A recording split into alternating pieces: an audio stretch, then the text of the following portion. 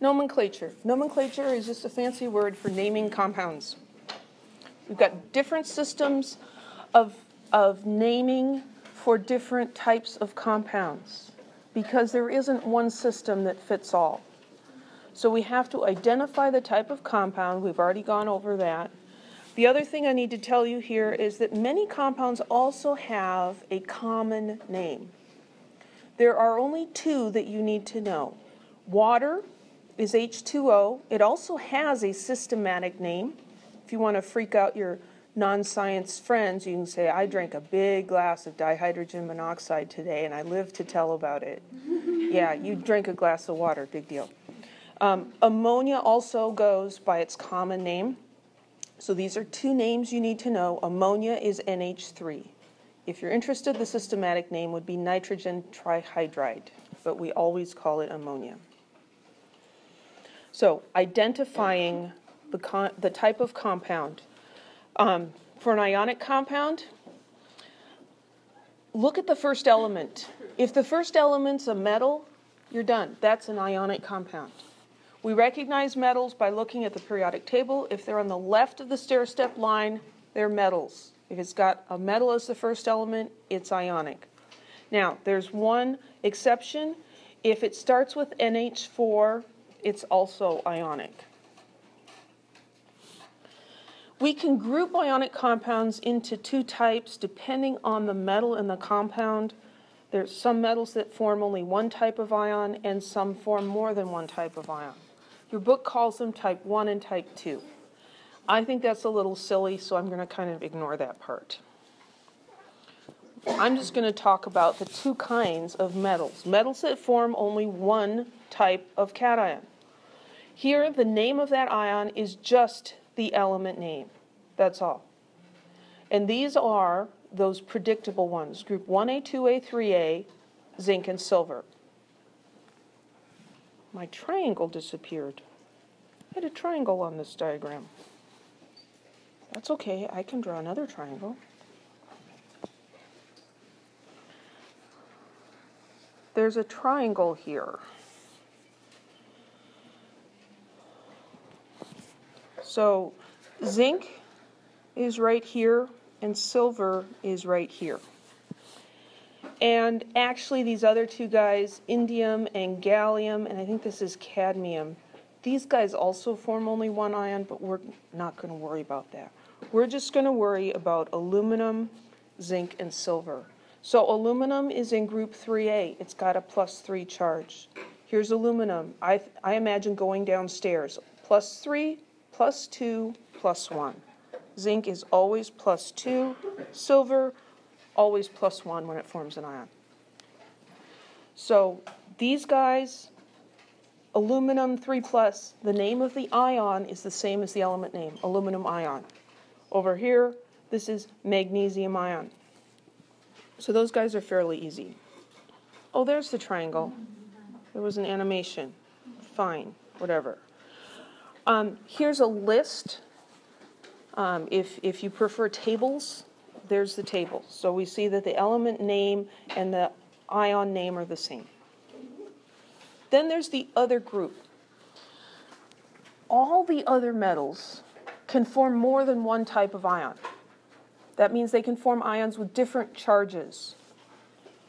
So if it's not in groups 1A, 2A, 3A, zinc, or silver, my goal is to say that phrase enough that you'll remember it without even trying. Groups 1A, 2A, 3A, zinc, or silver. Kind of has a little bit of a lilt to it. If it's not in one of those, we need to put a Roman numeral after the name. So the example I'm giving here, we have two iron ions. We can't call both of them by the same name. Every ion needs its own name. So Fe2+ is iron 2. The charge is a Roman numeral in parentheses right after the element name. Iron 3+ is iron 3 ion. Everybody okay with that? Here are some of the elements that do this. This is not all of them, just some of them. You do not need to know that there's tin 2+ and tin 4+, and there's no tin 3+. You don't need to know that. If I give you one of these, you need to be able to give me the name. If I give you a name, you need to be able to give me the formula.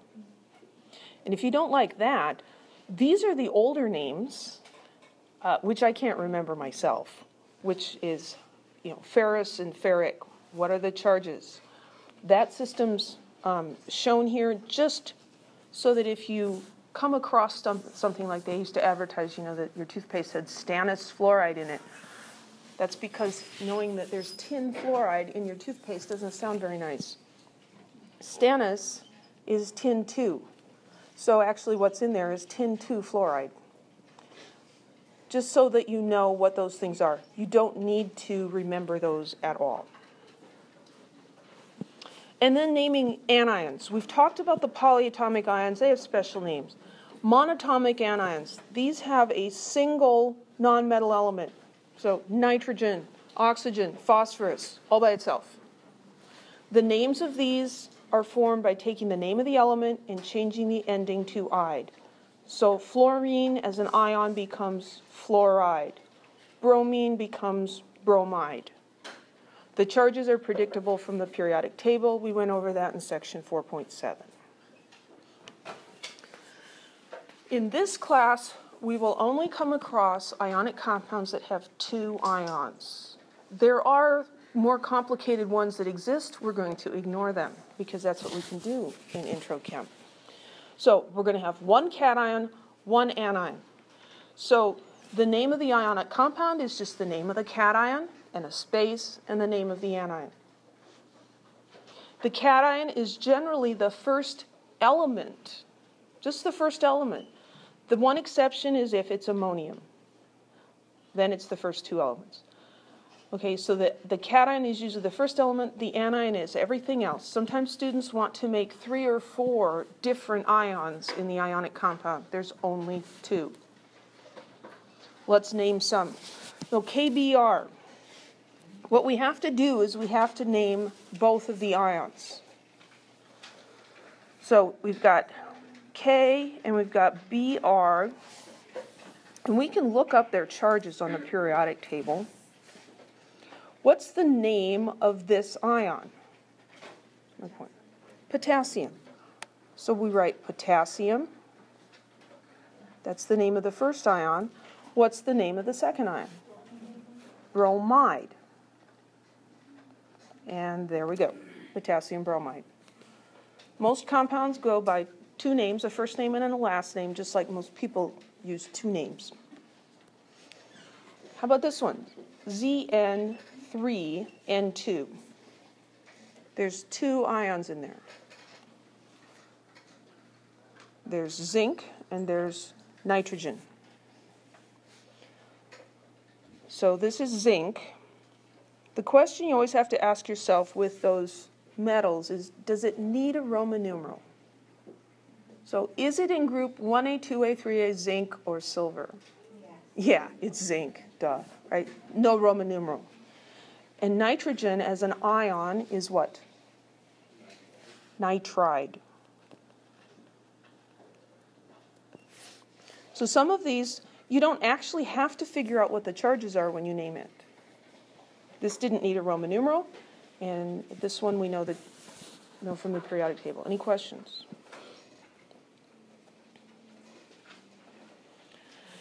Sometimes we do have to figure out charges. For those metals that form more than 1 cation, we have to figure out what the charge is so we can write the appropriate Roman numeral for the name.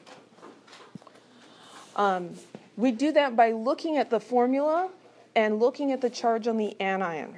So we need the charge on the anion, and then we have to remember the sum of all the charges has to be 0. Now, this is a skill that's really tricky to teach to a large group of people who think about math in very, very different ways. So I'm going to do my best. So if we look at this compound, Fe2O3, and we're trying to find out what the charge on the iron ion is. Some of you can look at it and tell. Most of you probably can't.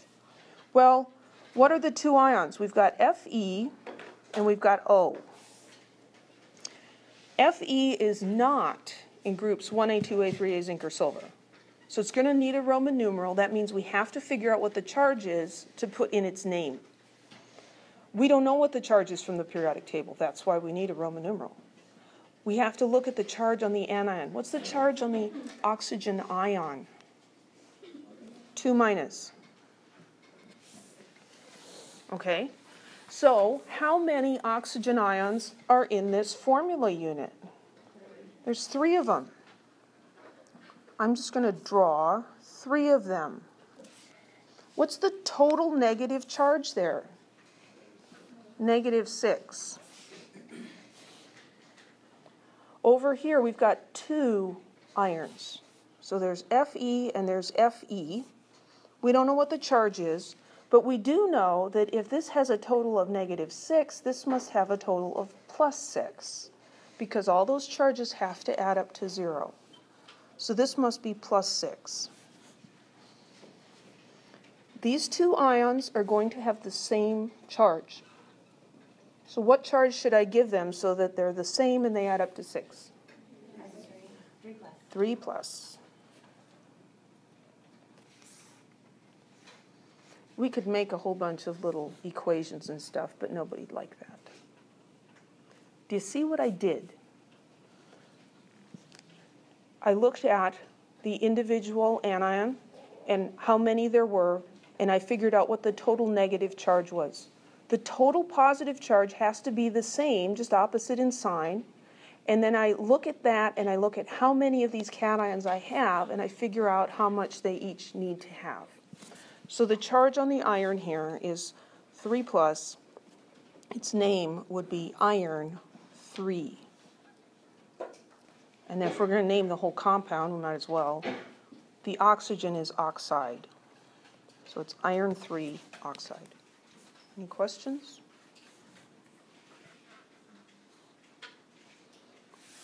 Let's name a couple more. PbO.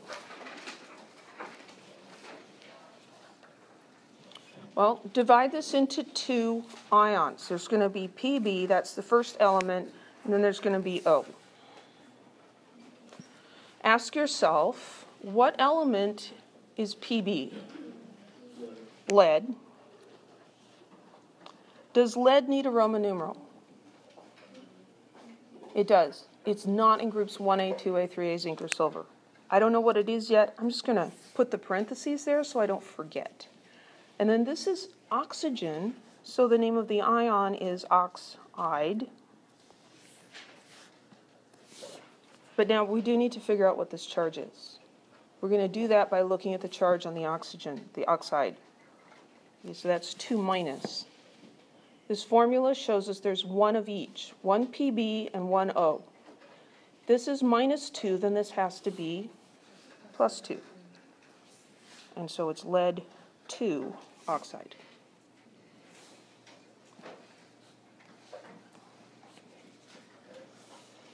Second one, Cu2S. Cu and S. So we name the first element first and the second element second. So Cu is copper. Is copper in group 1A, 2A, 3A, zinc, or silver? No. So therefore, it needs a Roman numeral. And sulfur, how do we name that as an anion? Sulfide. So we need to know the charge on this ion to figure out the charge on the copper. So we look at the periodic table, count back from the noble gases, that's -2. So I'm going to draw this over here. I've got 1 sulfide, and I have 2 coppers. And I need to figure out what the charge on those is. My total negative charge is -2, so my total positive charge has to be +2. How do I divide +2 between 2 ions? They each get +1, right? Don't get thrown off by the superscripts and the numbers and stuff. This is like dividing cookies among little boys. Okay? I've got 2 cookies, I've got 2 little boys. How do I divide cookies evenly? We all know how to do this. But some of us have a mental block when it comes to math. You actually know how to do this, so don't freak yourself out. So it must be +1, and so this is copper 1 sulfide. It is a lot of stuff to get used to. It's copper 1 because the charge is +1. This Roman numeral is not the number of copper ions. It's the charge on the copper ion. And that's a very common mistake that students make. Okay, it's the charge, not the number of them. Any other questions?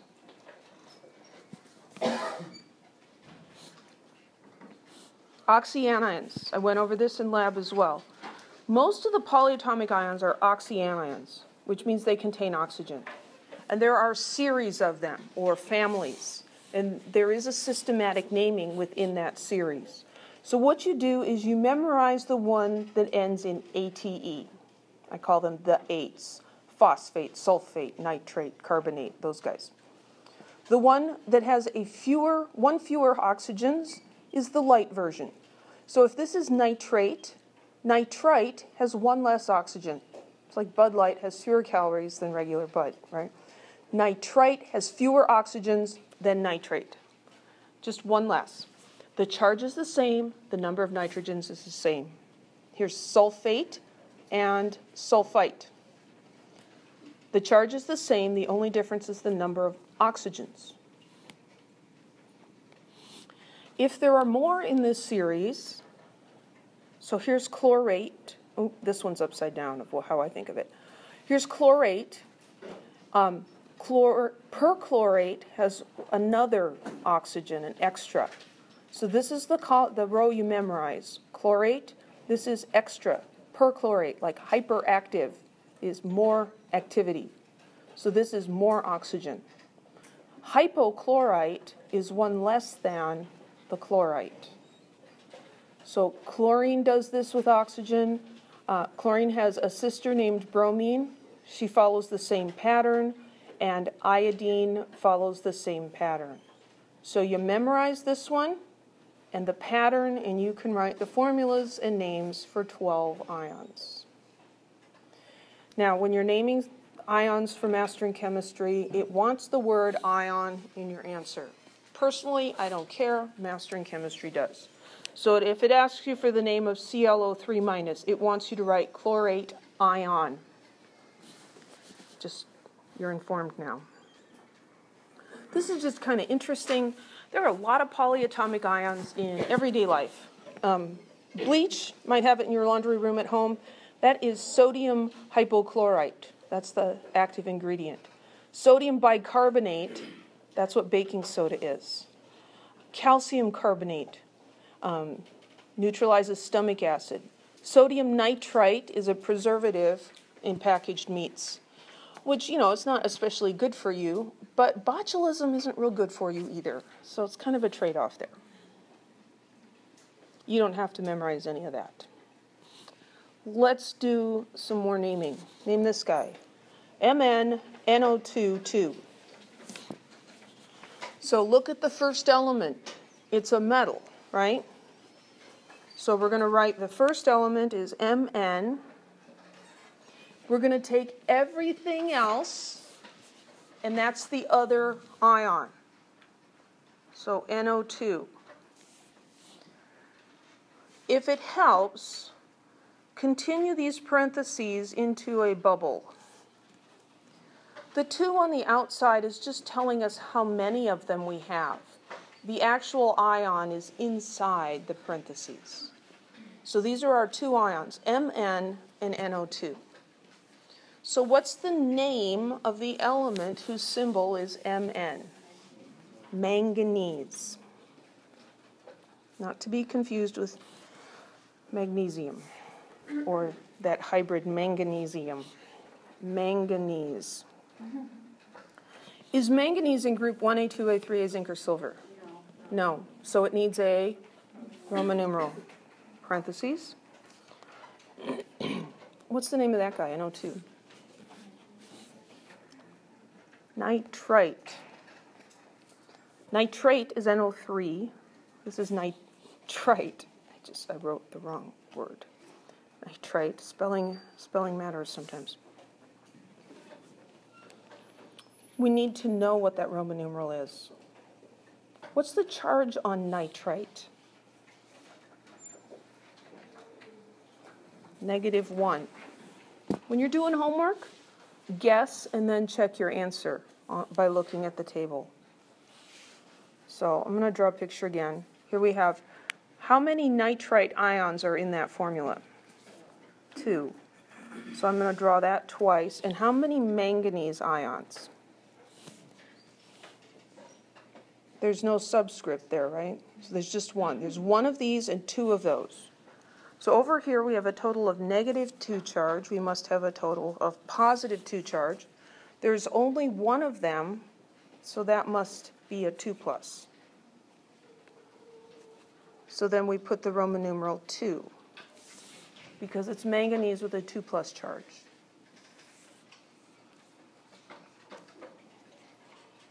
How about cocoa 3? CO3. Your size is important because this is a lowercase o, so that's cobalt, and then everything else stays together. Don't pull the carbon and the oxygens away from each other. You break it into 2 pieces, only 2 pieces. So this is cobalt. Is cobalt in groups 1A, 2A, 3A, zinc, or silver? No. Needs a Roman numeral. What's the name of CO3? Well, it's got carbon in it, right, and oxygen. The ate and the ite are the most common. So if you're going to guess, carbonate would be a good guess, and this time you'd be right. That's carbonate. Carbonate. Anybody remember what the charge on carbonate is? 2-. Is that something that we just know? Or that's something you just have to memorize. Yeah. Like, why is today called Tuesday? Because we all agreed to call it Tuesday, right? Tuesday comes after Monday because it does.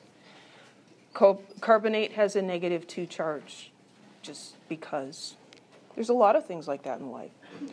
So if there's one of each of these, then the cobalt has to have a 2+ charge. And then the Roman numeral is 2. The Roman numeral is the charge on the ion. Question?